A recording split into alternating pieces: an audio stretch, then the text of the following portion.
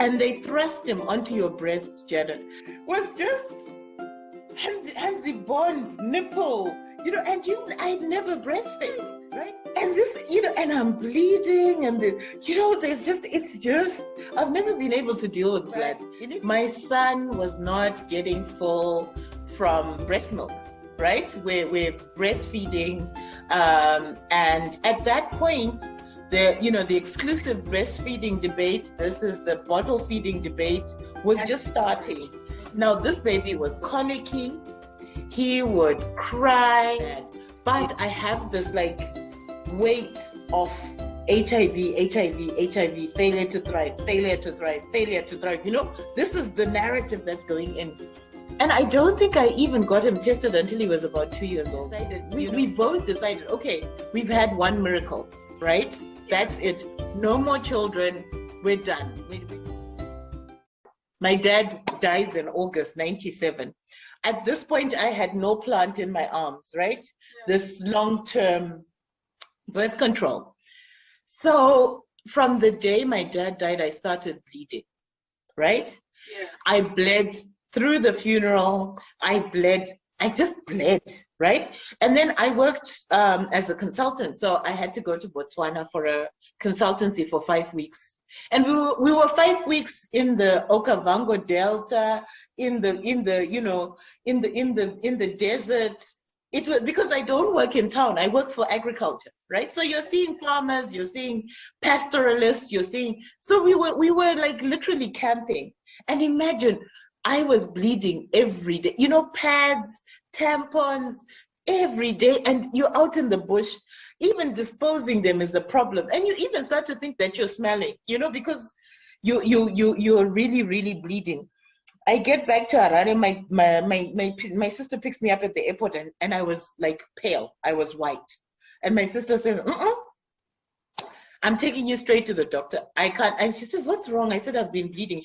She takes me straight to the doctor. I have a DNC, which is the washing out of the stomach. So the doctor says to me, we have to take out these no plant and no more birth control until you're back to normal, right? So it would take about 6 months for me to get back to normal. So this happened. My dad died in August. September, I was away. So September, October. So from about mid-October, late October, I was off birth control, right? So we're using condoms. We're now using condoms. Remember, we've said no more children. We're done. Using condoms. At this point, we're still living in Mozambique. Of course, we're having lovely rampant sex as one does, And I don't know whether my ex decided he wanted another child, or I'm not sure what he was up to, but he literally took off the condom, right? And I felt myself get pregnant. I say this to people all the time. I can tell you the moment I felt it. I felt creation happen, right? And maybe it was because I was you ovulated, right? When you get pregnant. Mm-hmm. I don't know, but I felt it. I felt my body changed in that instant, right? Yeah. And then, my ex just said, we're not condom rubber. And I was like, I hope I don't get pregnant. But I already, in the back of my mind, Janet, and I know it sounds completely crazy, right? It sounds and then I was like, no, I'm just not going to be pregnant. I literally thought to myself, I've gotten pregnant. And then I said, no, I'm not going to be pregnant. I'll just wish it away, right? I'm not, because we've decided we're not having another child, right? We're done. We had one miracle. He's fine. He's HIV, free and everything. Now, oh Lord. And we were a discordant couple. My husband was HIV negative and I was HIV positive. Okay. Right? So that's called a discordant couple. So I'm like, no. I go back to Harare because my husband was living in Mozambique. I was now working in Harare.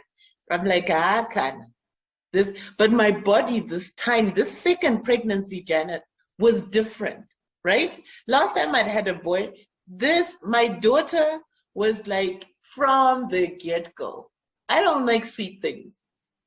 In fact, I don't like all the foods you've been eating.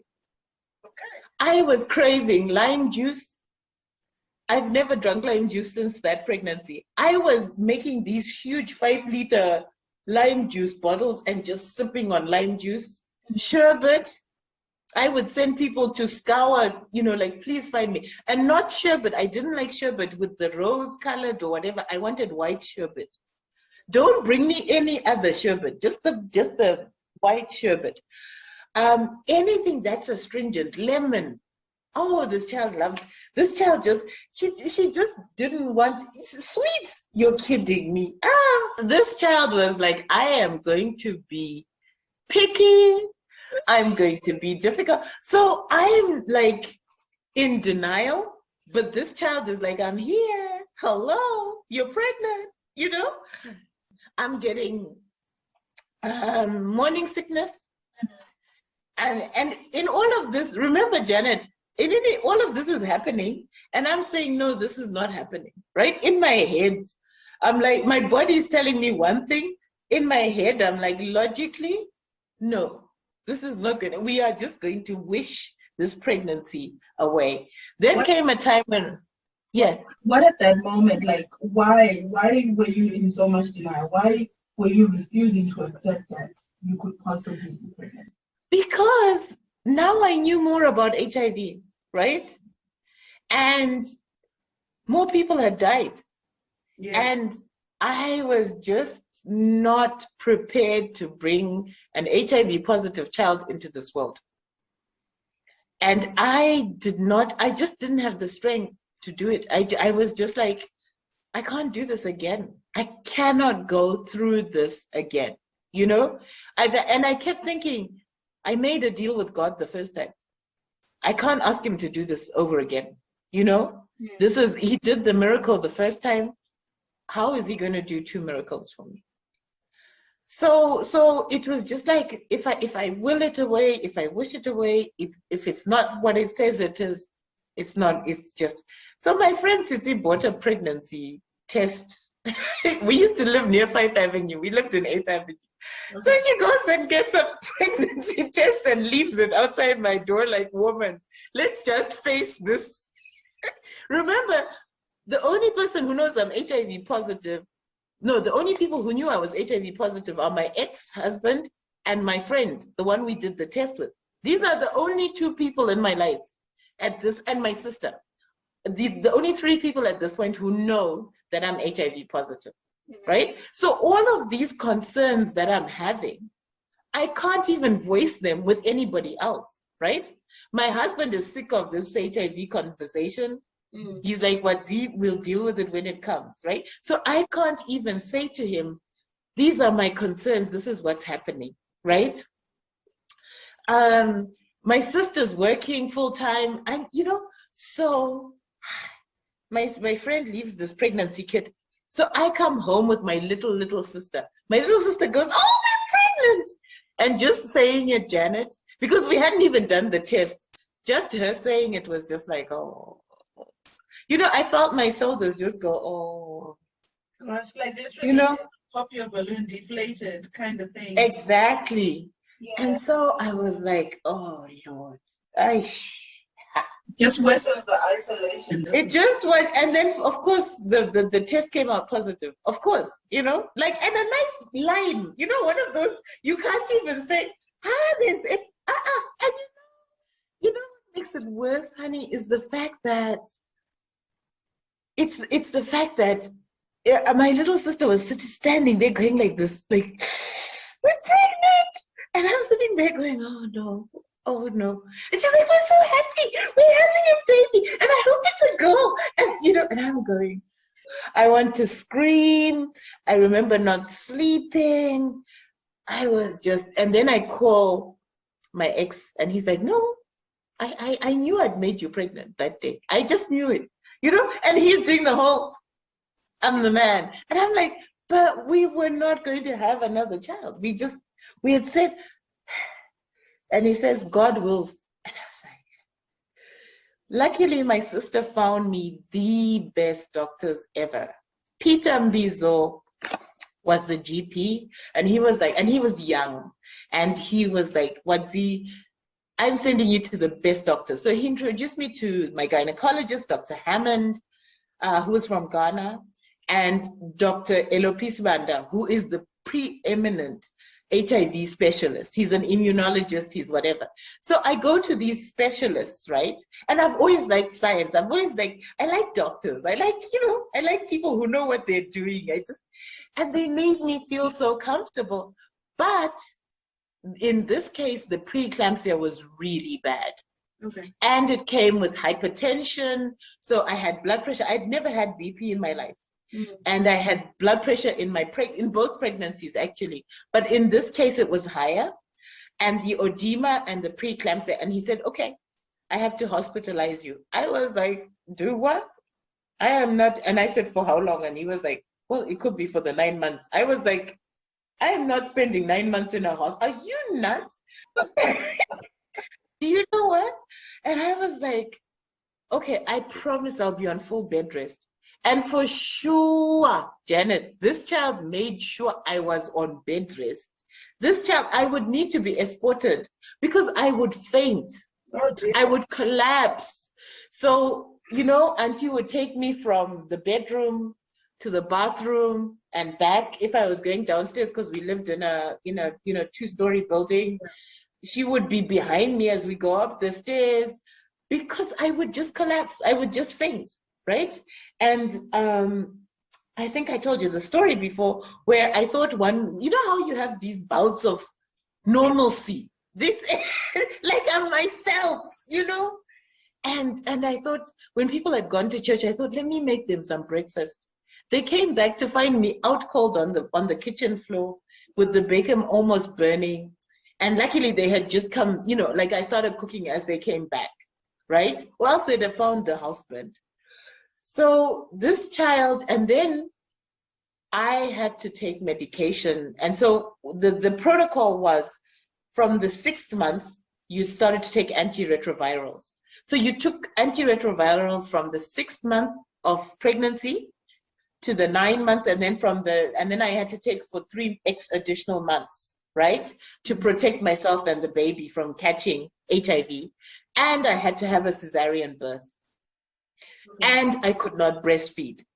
So these were now the new protocols that were in place. She was born in 1998. Now remember, I am going through the grief of my father, right? I'm grieving. Mm-hmm. I have this unwanted pregnancy that's just like, I cannot deal. I'm just wishing away this pregnancy. And then I'm on full bed rest for the whole pregnancy, right? And I'm the breadwinner mostly of this home, right? My husband was working, but I was like more consistently making money. So now I've got this worry on my head, like, are we going to make it? You know, this constant, and is this child going to be normal? And I'm not going to be able to breastfeed my baby, and I breastfed the other one. You know, suddenly all the issues are different. But I'm also grieving, and I'm also depressed. And, you know, and I'm not the only one who's depressed. My mother's going through her grief. Yeah. My sisters are going through grief.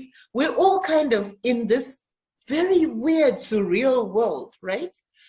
So, this pregnancy is just difficult, right? I cannot do anything. I cannot go anywhere by myself. I'm literally a prisoner in my own home.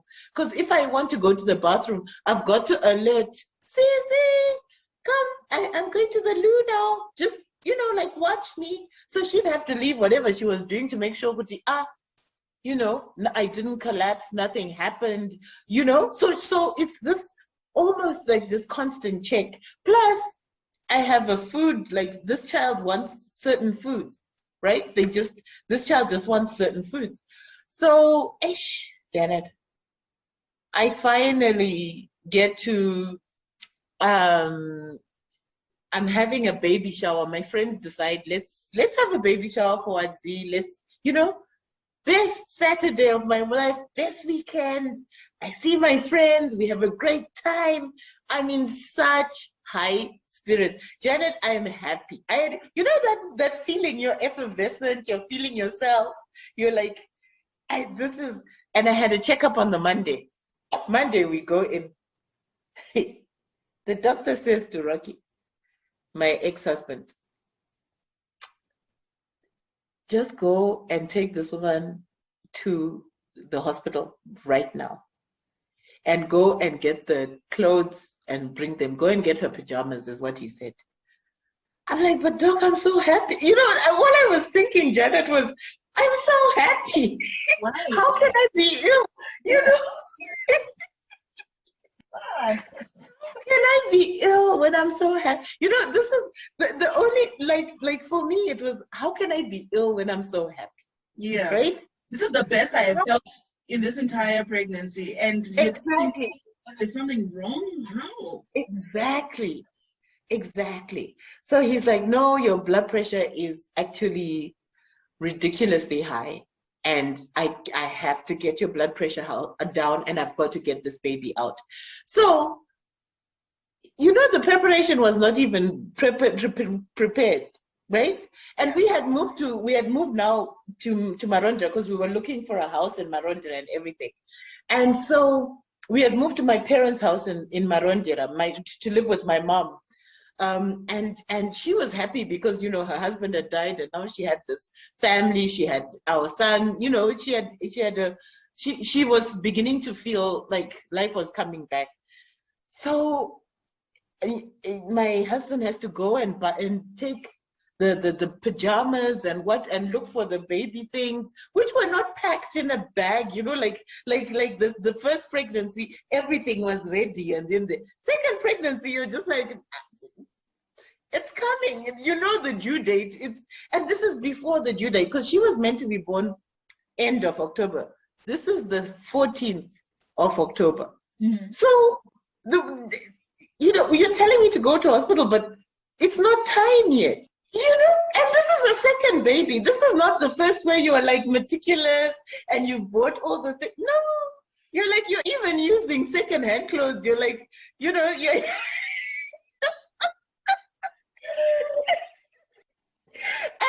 and I had never asked for the sex of the baby, so I was like, it's just gonna be a surprise and whatever. So I'm in hospital for 2 days. My blood pressure is not coming down. Finally, at 6 p.m. on it must have been a Wednesday Wednesday. The doctor says her blood pressure, we are going in right now. We've got the blood pressure down enough to operate, right? So they go in, and I had asked for a tubal ligation at the same time. I was like, if you're cutting down there, I'm not going through this again. I'm not bringing another human into this world. I'm not going through this a third time. I'm done. I thought I was infertile, and I've just given birth to 2 children that I was not expecting, you know? So let's just like, let's shut this factory. Yeah. Factory closed. Yeah, closed. So I had, coming out of surgery, I reacted to the anesthetic. So they were really worried about me. And plus, remember, I had allergies and the stuff. So they were really worried about me. And so when I came to, I thought my baby was dead, because there's my ex sitting there. I'm in this bed. Where's the baby? Right? And I said to him, and I don't know what irrational thought said to me, this child is dead. Right? This child is not, you know? And maybe it was this feeling of impending doom, this feeling of just never feeling stable throughout the pregnancy. So I said to him, what's going on? Can't you tell me? And he said, you've got a very healthy 3.4 kg baby. 3.5, both my kids were 3.5 kgs. Both 3.5 kg. I'm like, no. So where is she? Where, you're telling me I have a baby girl, where is she? And he's like, no, we were worried about you, but I could not hear that we were worried about you. I was just like, you guys are failing to tell me, right? Finally, they bring me the baby's fine. But I never felt that feeling, because I hadn't had the being thrust on the breast. I had it, you know, that first experience. This was now a cesarean. very different. Pain, you know, trying to recover from stitches. I'm taking 14 tablets 3 times a day, these huge tablets for the ARVs, you know, so all of this stuff is going on. And there was just too much going on. There was just a lot going on. So I never felt, and you know, okay, we always say, you know, the girl child and the father and the son and the mother and all that stuff. But I think I felt even the additional layer of sort of a schism, separation, because I hadn't held the baby, you know. I held the baby the day after, and she had bonded with her dad, and she's always been a daddy's girl. Like, you know, she would wait for her father to come. If she, you know, if you did something to her during the day, she would wait until she heard her father's car coming down. Then she would stand by gate and cry, like,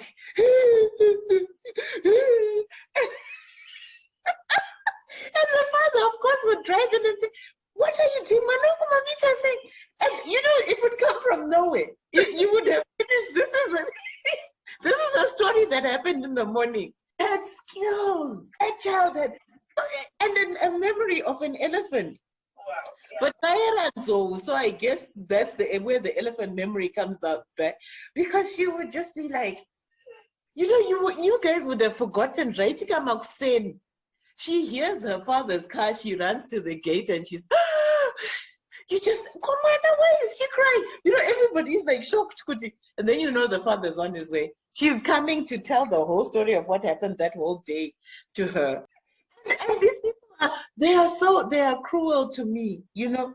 And the father, of course, Komanongo, what have you done? Hey, and she's so happy. She's like, yeah, you see now, I've got my, you know, I got you thought I didn't have a posse. I got my posse. My man right here. So, you know, I think with the second pregnancy and the most of the depression was during the pregnancy. Post giving birth, I think there was a lot going on in terms of we were living at Mama's, so there wasn't that feeling of overwhelm, right? There were so many, you know, my sisters were there. There were so many people to handle the baby and to kind of take the pressure off. How about the work situation? So the work, you know, I was like stressing. So like as soon as the 6 weeks were up for recovery, I was already like, I've got to go back to work. And within 2 months of having given birth, I was back at work. Okay. You know? And it was just like, I'm the main breadwinner. We need to get it together. You know, I need to get it together. I need to get some money. And we were wanting to buy a plot and start building and, you know, just move out of my mother's house. Mm-hmm. So,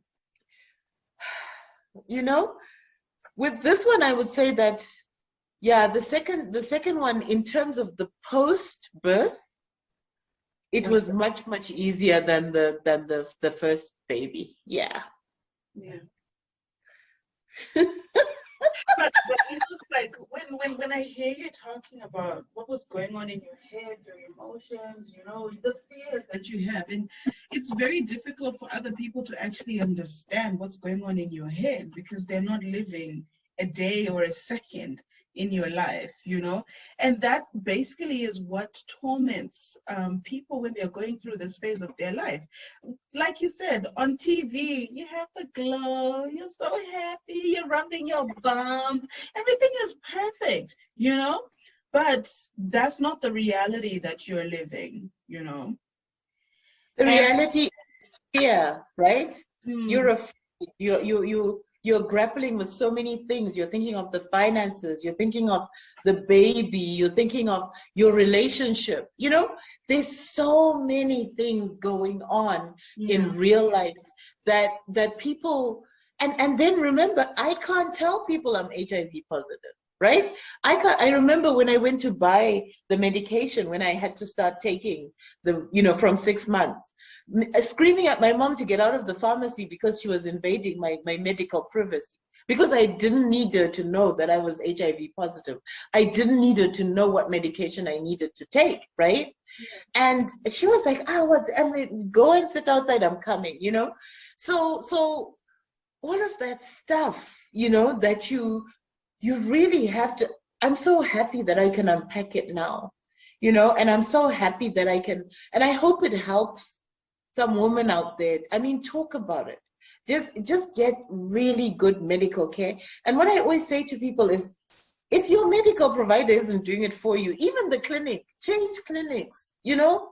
You need compassion in pregnancy. You don't need one of those nurses that's like, I know, yeah. How many women do you think give birth here? You know, you need somebody who is compassionate. Definitely. You need somebody who is listening. You need somebody, especially because even, you know, yes, I had 2 pregnancies, but each pregnancy was a first time, because the first pregnancy was a boy and the second pregnancy was a girl. Yeah. So each pregnancy was what Brene Brown calls a freaking first time. You know, you're dealing with a freaking first time each time. Yeah. And so, and there were no, I can't even parallel the 2 pregnancies, right? Like I can't even say, I felt like this at 16 weeks, so I felt like this and it was the same. It wasn't. No. In the first pregnancy, I was active. In the second pregnancy, I was on full bed rest. Full bed rest. Full bed rest, you know? Yeah. Yeah. And then you hear people, hey, what. So, you know, I from these experiences that I'm hearing from other people, I think, like recently someone was talking about how, I can't remember what was the issue specifically, but it was a very judgy statement. And I was like, you know what? When you process some of the things that people are going through and get to realize that you could never understand what that person was in at that moment, like the state of mind at that moment, better keep quiet, because you may even do the same thing. You know, you may even process the same thought given the opportunity. So it's better not to judge, because you're not in that position. Up until you have the opportunity to be in that position and you make a decision, you say, you know what, that won't work for me, but this worked for me. You know, if you've got anything to offer, let it be compassion and understanding. I so agree, Janet. And I have rules I live by. And I always tell people, your opinion of my life and my children is your opinion. I don't need to know it. I you know, you can have, please keep your opinion out there. If you don't pay my bills, I don't need your opinion. So I've written 2 books, right? Yet to publish about my maternity journey, my pregnancy journey. So it's called Uhambo. That's Ndebele for the journey, right? Yeah. So it's becoming mom and becoming the parent, like, you know, the 2 phases of my journey. And the first article that I ever wrote was "There Ain't No Shame in Having Struggles When You're Pregnant," right? And when you're talking about that, you know, there was a statement that I wrote, like a paragraph that I wrote in the very, very beginning. So I was trying to explain that you go through these things and then you find other women actually saying, how dare you? I never went through this. You're too much, blah, blah, blah. And then a man who has never and will never go through this experience also offering opinion. An opinion.